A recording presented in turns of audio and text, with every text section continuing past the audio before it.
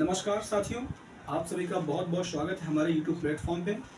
जैसा कि मैंने इंटरनेशनल की फर्स्ट क्लास को अपने YouTube चैनल पर अपलोड किया था और आप सभी ने उस क्लास को बहुत सपोर्ट किया, बहुत उसको सराहा। तो आज हम इंटरनेशनल की सेकंड क्लास पढ़ाने जा रहा हूँ, जिसमें आज आपको हम बताएंगे कि आखिरकार इंटरनेशनल रिलेशंस को समझने के लिए, इंटरनेशनल रिलेशंस के संबंधों को मजबूत करने के लिए और इंटरनेशनल रिलेशंस को कैसे हम डाइवर्सिफाई कर सकते हैं, कैसे हम उसको एक देश दूसरे देश से इंटरेस्ट ले सकते हैं, इसके बारे में चर्चा करेंगे। साथ ही साथ पिछले वीडियो में मैंने आपको इंटरनेशनल रिलेशन का प्रीलिम्स का सिलेबस और मेंस का सिलेबस बहुत ही ब्रीफली आपको समझाया है, जिसमें आपको मैंने जो भी इसमें टर्मिनोलॉजीज थी उसको मैंने बहुत अच्छे से बारीकी से उसको डिफ़ाइन किया है। और अगर आपको लगता है कि कोई चीज़ आपको समझ में नहीं आई है, कोई भी टर्मिनोलॉजी आपको समझ में नहीं आई है, तो आप एक बार कमेंट के माध्यम से आप हमसे जुड़ सकते हैं और जो भी आपका डाउट्स है कमेंट माध्यम से सॉल्व किया जाएगा। तो इंटरनेशनल रिलेशंस पे बात चल रही थी। इंटरनेशनल रिलेशंस क्या है? दरअसल में इंटरनेशनल रिलेशंस कुछ नहीं है, केवल एक राष्ट्र दूसरे राष्ट्र के साथ इंटरेस्ट। इसमें ना हम पॉलिटिक्स की बात करते हैं, ना इकोनॉमिक बात करते हैं, ना ही इस पर हम रिलीजियस की बात करते हैं। हम इस पर बात करते हैं इंटरनेशनल रिलेशंस की हमारे जो भारत के संबंध है वो अमेरिका के साथ कैसे होंगे, हम भारत के रशिया के साथ रिलेशन कैसे होंगे, भारत बांग्लादेश के साथ संबंध कैसे होंगे, भारत जर्मनी के साथ संबंध कैसे होंगे, भारत जापान के साथ संबंध कैसे होंगे, इन पे चर्चा होती है। और इन चर्चाओं के साथ साथ केवल उनसे इंटरेस्ट, यानी कि एक देश दूसरे देश से इंटरेस्ट की बात करता है, यही होता है इंटरनेशनल रिलेशंस। एक बार फिर से आपको डिफाइन कर दिया। और bilateral, trilateral, quadrilateral and regional, global, ये भी टर्मिनोलॉजी आपको समझाई है। तो आज मैं आपको कुछ टर्मिनोलॉजीज पे काम करूँगा, कुछ टर्मिनोलॉजीज आपको समझाएंगे जिससे आपकी जो समझ है इंटरनेशनल रिलेशंस में वो मतलब कि वो डेवलप होगी, वो विकसित होगी। क्योंकि इस सब्जेक्ट की खूबसूरती ये है कि आप इस सब्जेक्ट को जितना आप समझेंगे, जितना आप विस्तृत समझेंगे, उतना ही आपकी इसमें जो अंडरस्टैंडिंग पावर है वो डेवलप होती जाएगी। और एक बार अगर आपकी थॉट प्रोसेस डेवलप हो गया, यानी आपकी जो विचार, जो मतलब कि जो इंटर रिलेशन की जो मूल तत्व है समझने का, अगर आपने वो एक बार समझ लिया, तो इंटरनेशनल रिलेशन जो सब्जेक्ट कोई इजी सब्जेक्ट नहीं है, क्योंकि ये बहुत ही इजी है और काफ़ी मतलब कि यूपीएससी के प्रीलिम्स और मेंस के पेपर में काफ़ी आपके लिए हेल्पफुल रहने वाला है। तो चलिए स्टार्ट करते हैं कुछ टर्मिनोलॉजीज के साथ। देखिए, इंटरनेशनल रिलेशंस पढ़ने से पहले आपको कुछ बारीकी चीज़ों को पढ़ना बहुत आवश्यक है, ताकि आपकी एक समझ विकसित होगी। तो चलिए स्टार्ट करते हैं। दरअसल में पहला जो सब्जेक्ट जो मतलब की टर्मिनोलॉजीज है वो आपका है मॉब, यानी कि भीड़। देखिए, भीड़ क्या होती है? भीड़ का मतलब ये होता है कि इसमें आपका कोई फिक्स कॉन्सेप्ट नहीं होता है, ठीक है, ना ही इसमें आप ऑर्गेनाइजेशंस होते हैं, ऑर्गेनाइजेशंस कॉन्सेप्ट होता है, और ना ही इसमें कोई कॉमन पर्पस होता है।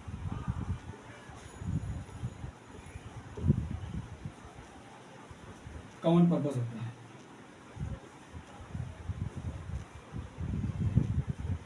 यानी फिक्स कॉन्सेप्ट,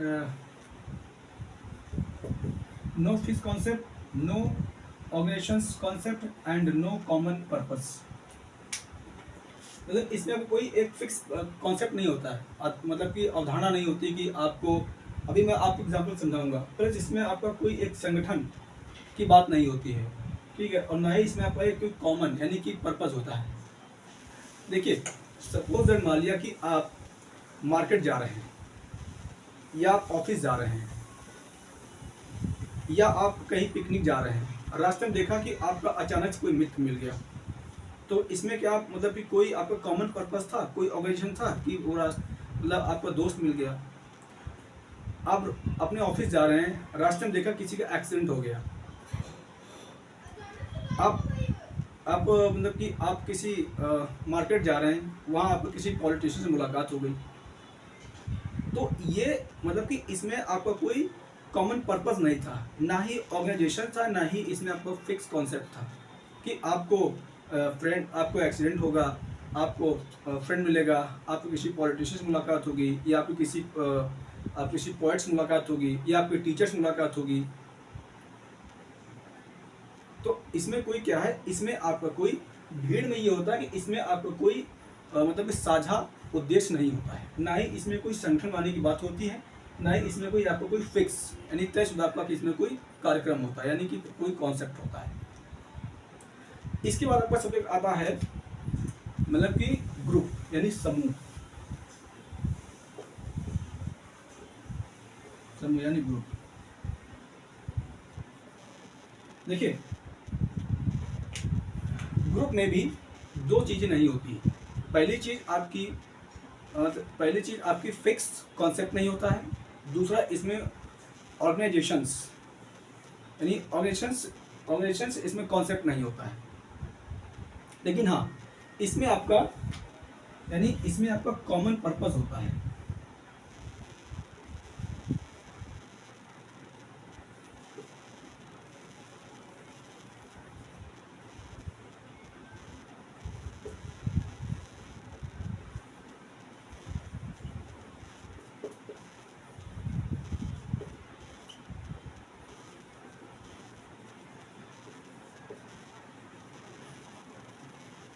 कॉमन पर्पस होता है इसमें, यानी इसमें कोई नो फिक्स कॉन्सेप्ट, इसमें भी कोई फिक्स कॉन्सेप्ट नहीं होता है, ऑर्गेनाइजेशंस भी कॉन्सेप्ट नहीं होता है, यानी नहीं। लेकिन हाँ, इसमें आपका क्या होता है, इसमें आपका कॉमन पर्पस होता है।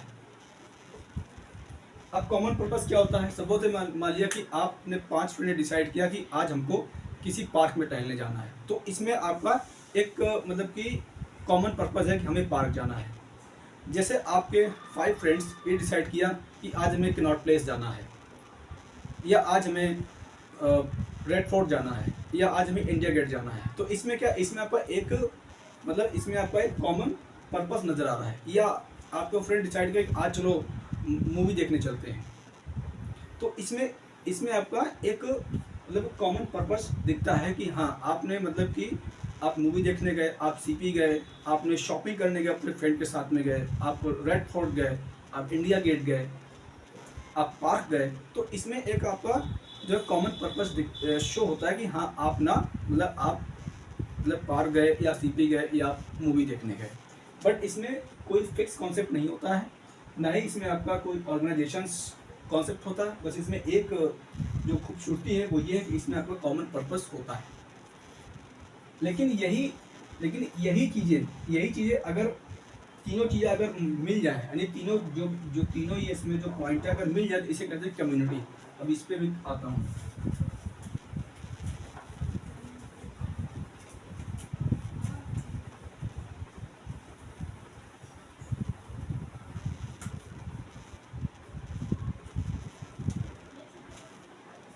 कम्युनिटी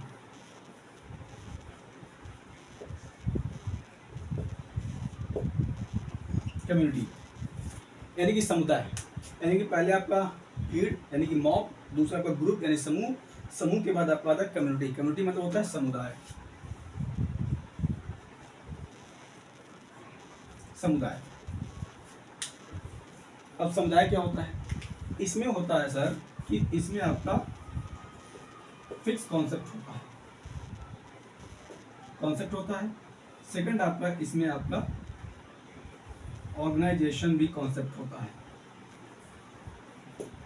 और इसमें आपका कॉमन पर्पस भी होता है।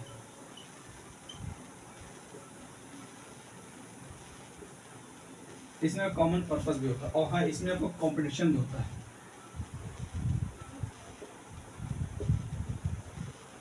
कंपटीशन भी होता है। इसमें 4 तत्व होते हैं। इसमें आपका फिक्स कॉन्सेप्ट भी होता है, प्लस इसमें आपको ऑर्गेनाइजेशन भी होता है। आपने देखा होगा, यानी ऑर्गेनाइजेशन संगठन, इसमें आपने देखा होगा कि फार्मर्स मतलब संगठन होते हैं। इसमें आप देखा होगा आपकी महिला संगठन होते हैं, धार्मिक संगठन होते हैं, है ना। जैसे आपका आरएसएस संगठन होता है, जैसे आपका हिंदू युवा वाहिनी संगठन है, जैसे आपका वक्फ बोर्ड संगठन है, जैसे आपका स्टूडेंट यूनियन है संगठन है। तो इसमें क्या होता है, इसमें आपका एक ऑर्गेनाइजेशन होता है, धार्मिक होता है, राजनीतिक होता है और सांस्कृतिक होता है, ठीक है। और रीजनल लेवल पे भी होते हैं, मतलब कि जातिगत संगठन होते हैं। तो इसमें क्या होता है, इसमें आपका ऑर्गेनाइजेशंस भी इसमें मतलब संगठन होते हैं, और इसमें कॉमन पर्पस भी होता है, यानी कि इसमें साझा उद्देश्य होता है। और दूसरी बात, इसमें कंपटीशन भी होता है। अब कंपटीशन क्या हो गया, अब कंपटीशन जो हो गया कि आपके पड़ोस में दो लोग रह रहे हैं, यानी कि आपके पड़ोस में ए और बी रह रहे हैं, ठीक है।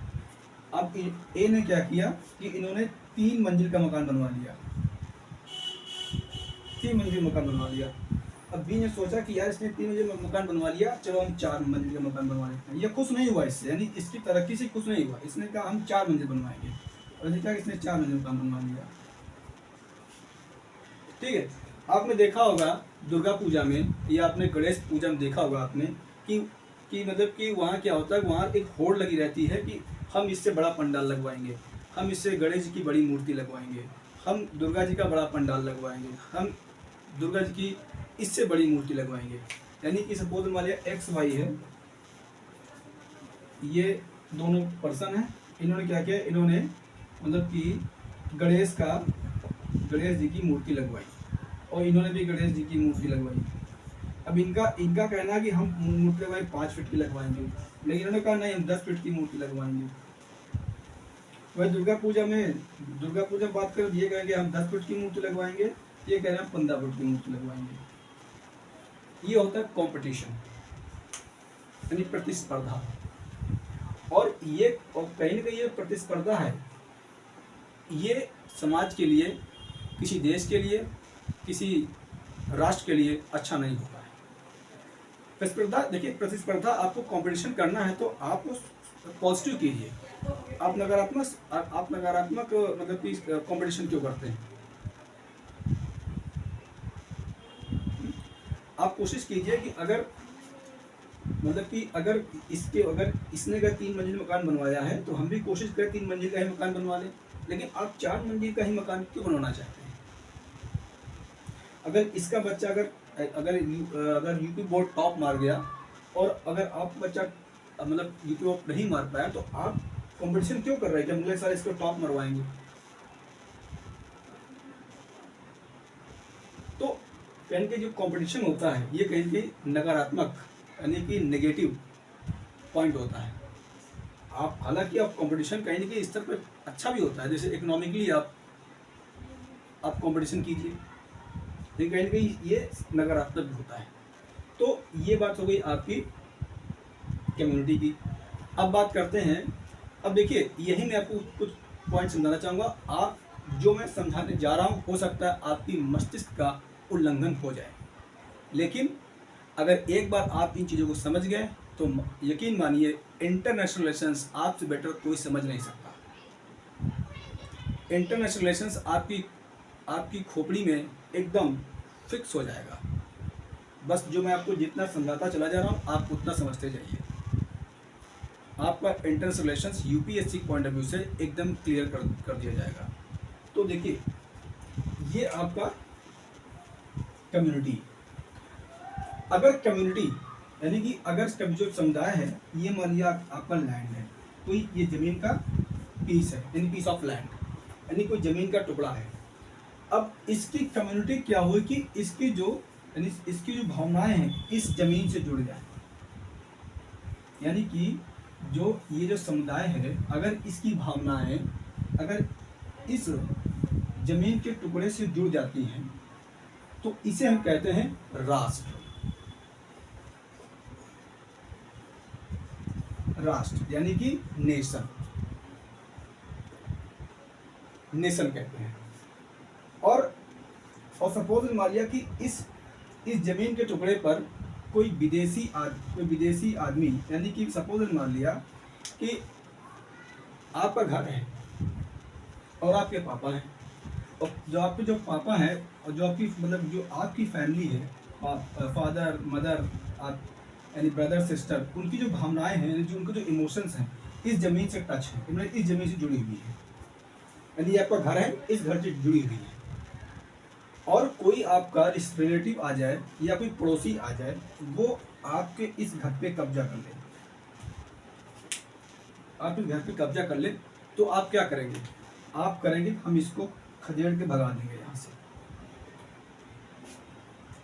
खदेड़ के भगा देंगे। और जब खदेड़ के भगा देंगे तो ये जब आप इसको खदेड़ भगा देंगे तो हम मतलब कि तब हम ये घर कैसा हो जाएगा? ये घर हो जाएगा संप्रभु घर हो जाएगा, यानी कि संप्रभु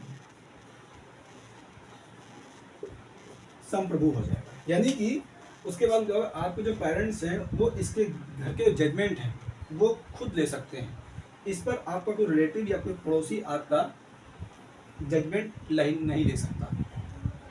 तो जब आप मतलब कि या जब आपकी मतलब कि जो आपकी जो सामूहिक जो आकांक्षाएं हैं, यानी जो आपकी यानी जो आपकी समुदाय की जो मतलब कि जो आकांक्षाएं हैं, जो मतलब कि इमोशंस हैं, अगर उस जमीन से जुड़ जाती है, जमीन टुकड़े से, तो ये बन जाता है आपका राष्ट्र। और अगर आपके इस राष्ट्र पर अगर कोई विदेशी ताकत या कोई विदेशी शक्ति इस पर कब्जा किए बैठी भी है, और आपने क्या किया, इसको जो विदेशी ताकत इसको आपने यहाँ से भगा दिया, तो आप बन जाएंगे संप्रभु। यानी कि आप अपने घर के, अपने उस जमीन के टुकड़े के इंटरनल और एक्सटर्नल फैसले आप खुद ले पाएंगे।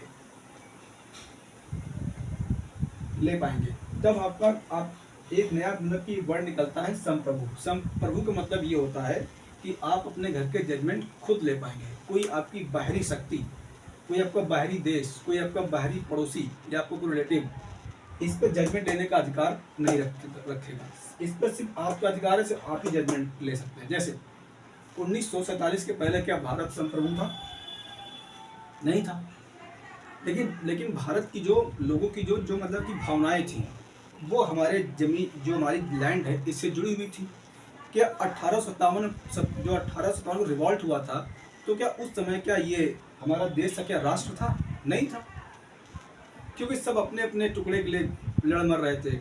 झांसी की रानी अपने झांसी के लिए लड़ रही थी, सिंधिया जी ग्वालियर के लड़ रहे थे, राजपूत राजस्थान के लड़ रहे थे, अवध अपने लखनऊ के लड़ रहे थे, जो नवाब थे लखनऊ के अवध के, वो अपने अवध के लड़ रहे थे, बंगाल के नवाब बंगाल के लड़ रहे थे। तो क्या उस वक्त कोई राष्ट्र था? नहीं था। जब कांग्रेस की स्थापना हुई 1885 में, तो कांग्रेस की सबसे बड़ी भूमिका क्या है कि इस देश को मतलब कि एक मतलब कम्युनिटी से लेकर के उन्होंने राष्ट्र के रूप में निर्मित किया। यानी कि कांग्रेस पार्टी ने धीरे धीरे करके जो जितनी भी कम्युनिटियाँ थी भारत में, जो भी मतलब राजा थे, उनको एक एक करके उनकी जो प्रजा थी उनको सबको जोड़ते हुए एक राष्ट्र निर्माण किया। और गांधी जी का रोल किसमें सबसे ज़्यादा मतलब कि अतुलनीय योगदान है। गांधी जी को ये समझ आ गया था कि जब तक हम इस देश को राष्ट्र के रूप नहीं निर्मित करेंगे, जब तक कि भारत की जो जनता है, जब तक हम इनकी भावनाओं को इस लैंड से नहीं जोड़ेंगे, इसके लिए मर मिटने के लिए नहीं जोड़ेंगे, इसके लिए त्याग करने की भावना जब तक नहीं आएगी, मतलब कि इसके लिए बलिदान करने की भावना जब तक नहीं आएगी, तब तक ये राष्ट्र नहीं बन पाएगा। और एक बार अगर राष्ट्र बन गया,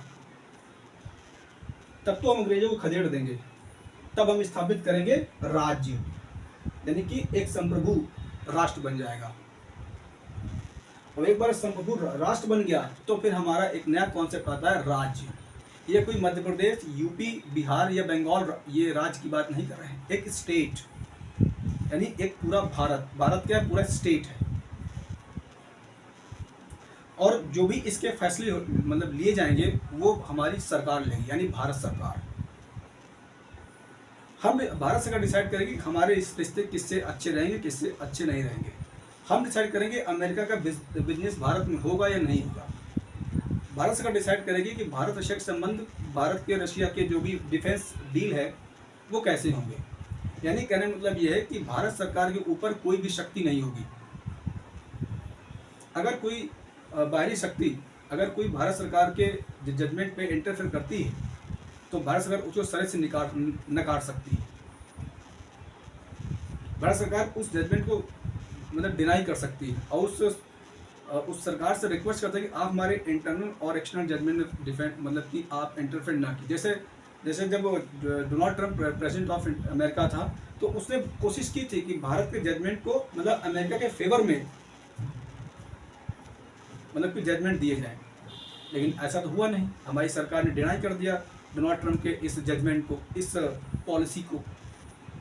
तो जब मैं आपको जब फॉरेन पॉलिसी पढ़ाऊंगा यानी इंडियन फॉरेन पॉलिसी, तो उसमें आपको बाकायदा पॉइंट टू पॉइंट समझाएंगे कि आखिरकार ऐसा क्यों होता है, क्यों विदेशी गवर्नमेंट चाहती है कि हमारे मतलब कि हम इसके इंटरनल मतलब कि जजमेंट में इंटरफेयर करें। आज चाइना क्यों पीछे पड़ा हुआ है कि मतलब नेपाल की जो भी इंटरनल पॉलिसी उसको हम इंटरफेयर करें। आपने श्रीलंका का एग्जांपल देख ही लिया, कैसे चाइना ने डेट ट्रैप पॉलिसी के तहत चाइना को मतलब कैप्चर मतलब कि एकदम बर्बादी की ओर ले गया। बांग्लादेश साथ कुछ ऐसा ही कर रहा है चाइना ने। आप पाकिस्तान के साथ देख ही रहे हो। तो कहीं ना कहीं हर राष्ट्र चाहता है कि हम इसके इंटरनल जजमेंट में इंटरफेयर करें, लेकिन भारत साथ ऐसा नहीं हो पा रहा है। तो अब आगे बढ़ते हैं। तो जब किसी कम्युनिटी की किसी जमीन के टुकड़े के साथ उसकी मतलब भावनाएं जुड़ जाती हैं तो ये बन जाता है राष्ट्र। और जब यही राष्ट्र जब किसी विदेशी शक्ति को अपने देश से बाहर भगा देती है तो बन जाता है संप्रभु। तो इसे बोलते हैं राज्य। अब देखिए, जो राष्ट्र है ये एक मतलब भावनात्मक कॉन्सेप्ट है, यानी भावनात्मक अवधारणा है। लेकिन जो आपका जो राज्य है ये आपका क्या है, ये आपका एक कॉन्स्टिट्यूशनल यानी कि आपका कानूनी कॉन्सेप्ट है, एक कॉन्स्टिट्यूशनल कॉन्सेप्ट है।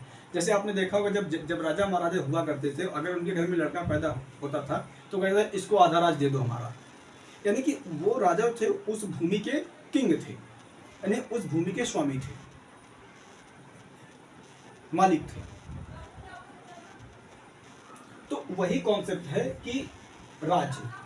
अब राज्य कब कॉन्सेप्ट आएगा, जब पहले ही बनेगा राष्ट्र बनेगा। और राष्ट्र बनने के साथ ही इस पे कोई अगर फॉरेन कंट्री अगर कोई मतलब कि शासन कर रहा है, जब ये राष्ट्र ये पूरा मिलकर यहाँ के लोग मिल करके इस विदेशी शक्ति को बाहर भगा देंगे, तब इसको मिल जाती है मतलब सॉवरेनिटी यानी संप्रभुता। और जब संप्रभुता मिल जाती है तब ये बन जाता है आपका राज्य। लेकिन यही बात है, लेकिन अगर राष्ट्र अगर किसी विदेशी शक्ति को नहीं भगा पा रहा है तो ये फिर राष्ट्रीय रहेगा। जैसे आज आप देख रहे हैं, जैसे आप ताइवान राष्ट्र तो है लेकिन राज्य नहीं बन पा रहा है। इंटरनेशनल रिलेशंस डिपेंड करते हैं आपके राज्य पर। जब तक कोई देश राज्य नहीं बनेगा तब तक हम उसे इंटरनेशनल रिलेशन स्थापित नहीं करेंगे। जैसे भारत सरकार ने ताइवान साथ में इंटरनेशनल रिलेशन स्थापित नहीं किए हैं, क्योंकि चाइना क्लेम करता है कि जो मतलब ताइवान है वो हमारे देश का इंटीग्रेट पार्ट है। और अगर कोई विदेशी गवर्नमेंट अगर ताइवान से संबंध रखती है तो ये हमारे इंटरनल इशू में आप इंटरफेयर कर रहे हैं, इंटरवीन कर रहे हैं। तो अगर कोई भी देश किसी देश के साथ में अगर इंटरनेशनल रिलेशन स्थापित करना चाहता है तो पहले उसको बनना पड़ेगा राज्य, क्योंकि राज्य एक लीगल कॉन्सेप्ट है, यानी कि एक कानूनी अवधारणा है। और एक बार अगर राज्य बन गए तब आपसे सारे देश इंटरनेशनल रिलेशन स्थापित कर सकेंगे। और जो प्रेजेंट टाइम में जो मतलब की अवधारणा है, मतलब कि प्रेजेंट टाइम में जो देखा जा रहा है, जो महसूस किया जा रहा है, जो समझा जा रहा है, वो सभी देश क्या हैं, राष्ट्र और राज्य। सभी देश राष्ट्र और राज्य हैं। जैसे इंडिया राष्ट्र भी है राज्य भी है। 1947 पहले भारत राष्ट्र था, राज्य नहीं था, क्योंकि ब्रिटिश रूल करते थे यहाँ पर और भारत के जो जजमेंट थे वो ब्रिटिश लेते थे। क्या 1945 में सेकंड वर्ल्ड वॉर चल रहा था तो क्या हम मतलब कि क्या हम भारत का जिक्र करते हैं? कहीं भारत का जिक्र आया है? नहीं, ब्रिटिश का जिक्र आया है, यानी ब्रिटिश। तो 1947 के 15 अगस्त 1947 जब देश हमारा आज़ाद हुआ तब उसके बाद में राज्य बना, क्योंकि हम सॉवरेन हो गए, संप्रभु हो गए।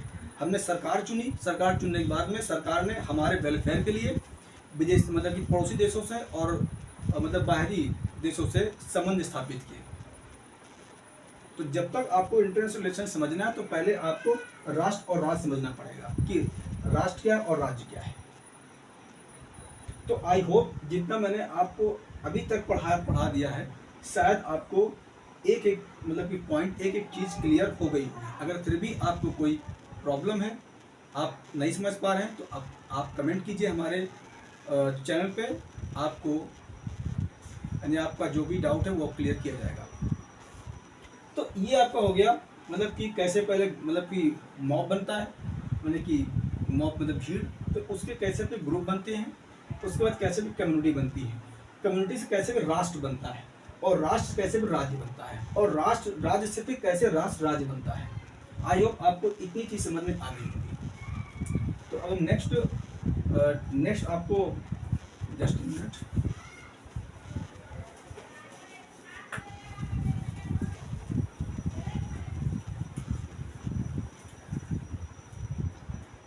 और एक चीज आपको समझा, ये इसे आइए समझा देता हूँ आपको। मतलब कि ये कोई कम्युनिटी था, कम्युनिटी, अब कम्युनिटी क्या, कम्युनिटी जो इमोशन थे वो उससे जुड़ गए और विदेशी एक कंट्री ने इस पर रूल कर रखा है। तो होगा क्या कि जब मतलब कि इस जो मतलब जो समुदाय है जिसके इस लैंड से मतलब कि इमोशन जुड़े हुए हैं, जब इसके मतलब कि इसके जो देशवासी हैं जब इसको भगा देंगे यहाँ से मार करके, तो वहीं एक नया कॉन्सेप्ट आता है, राष्ट्रवाद।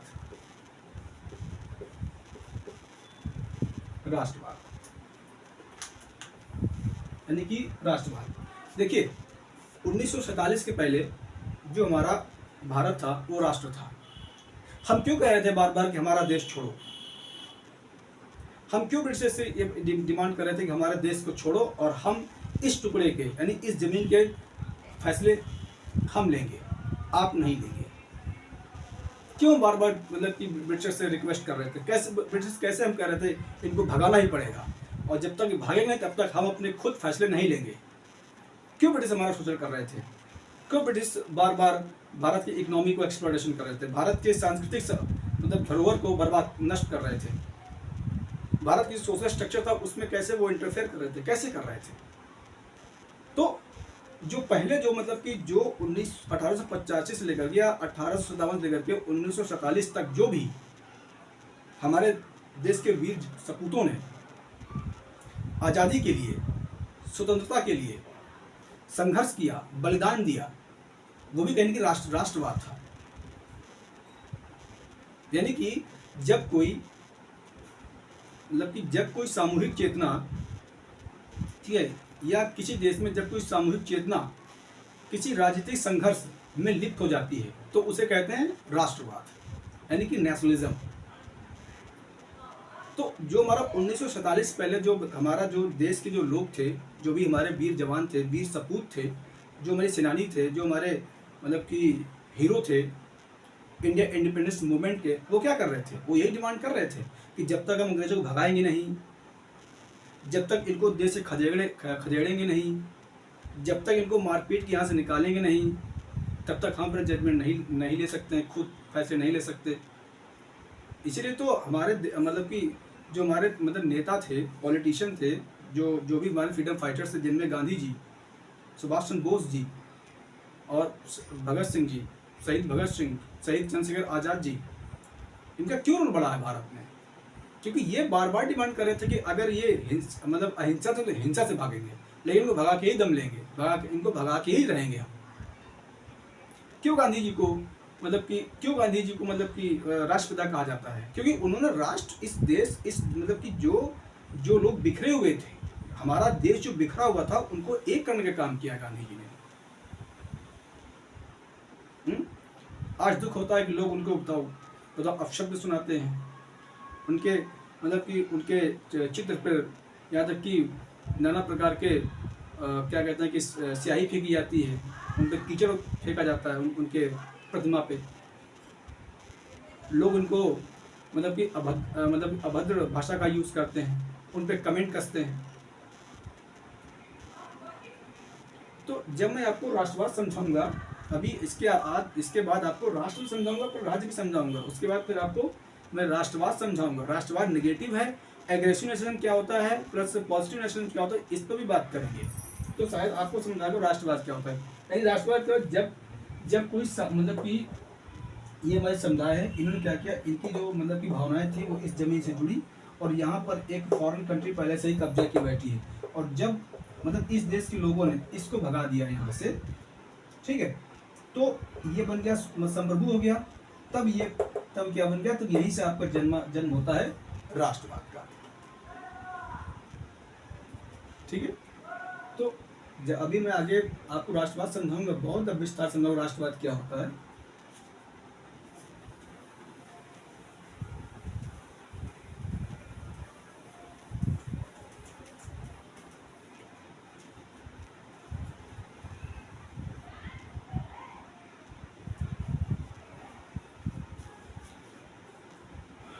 तो जो भी मैंने अभी आपको समझाया कि भीड़ क्या होती है, ग्रुप क्या होता है, कम्युनिटी क्या होती है, और कम्युनिटी कैसे एक ज़मीन के टुकड़े से अपने भावनाओं को जोड़ लेता है, कैसे एक राष्ट्र बनता है, और जब कोई उस पर कोई विदेशी शक्ति उस ज़मीन के टुकड़े पर कब्जा किए हुए बैठी है, तो कैसे हमारे मतलब कि कैसे उस समुदाय ने कैसे उस विदेशी शक्ति को उस ज़मीन के टुकड़े से भगा दिया, तो वहाँ पर राष्ट्रवाद आया। और जब हमारी किसी राष्ट्र मतलब किसी जमीन टुकड़े से जब हमारी भावनात्मक जुड़ाव हो जाता है, तो वो कन्वर्ट होता है मतलब राष्ट्र में, यानी कि नेशन में।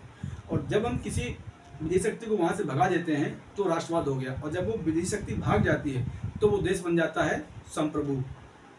तो उसके बाद में फिर आपका एक नया मतलब कि शब्द जन्म लेता है, राज्य। तो आने वाले नेक्स्ट वीडियो में हम इस पर चर्चा करेंगे कि राष्ट्र क्या होता है, राज्य क्या होता है, नेशनलिज्म क्या होता है, राष्ट्रवाद क्या होता है, प्लस हम समझने की कोशिश ये भी करेंगे कि non state actors and non state factors क्या होते हैं, प्रोटेक्टेड स्टेट्स क्या होते हैं, बफर स्टेट क्या होते हैं। नेक्स्ट वीडियो में हम इस पर डिस्कस करेंगे। उसके बाद में फिर सीधे हम एंट्री करेंगे जो मतलब कुछ और जो मतलब कि जो भी कीवर्ड्स हैं उनको समझने के बाद सीधे हम एंटर करेंगे आपका इंडियन फॉरेन पॉलिसी। और इंडियन फॉरेन पॉलिसी के बाद हम सीधे एंटर करेंगे कि जो भी अभी तक हमने 1947 लेकर के और आज तक जो भी हमने देशों से संबंध स्थापित किए हैं, जो भी इंटरनेशनल लेवल पर जो भी रीजनल और जो भी बायलैटरल जो हमने मतलब कि ग्रुपों में जो शामिल हुए हैं, उनको बारीकी से समझाने की पूरी कोशिश करेंगे। आई होप आपको आज का लेक्चर पसंद आएगा। तो नेक्स्ट वीडियो में हम बात करेंगे राष्ट्र, फिर उसके राज्य, उसके बाद में नेशनलिज्म। आप थोड़ा पैसेज में रखिए, राज्य जो आपका नेशनलिज्म है इस पर हम काफ़ी विस्तार से बात करेंगे, क्योंकि आजकल जो प्रेजेंट टाइम में जो राष्ट्रवाद है वो खोखला राष्ट्रवाद हमको नजर आ रहा है। सच्चाई ये है कि अगर कोई मतलब कि व्हाट्सएप के पास आपको मैसेज आया, इसको 10 लोग फॉरवर्ड कर दो, तो आप राष्ट्रवादी नहीं हुए, आप स्वार्थवादी हुए।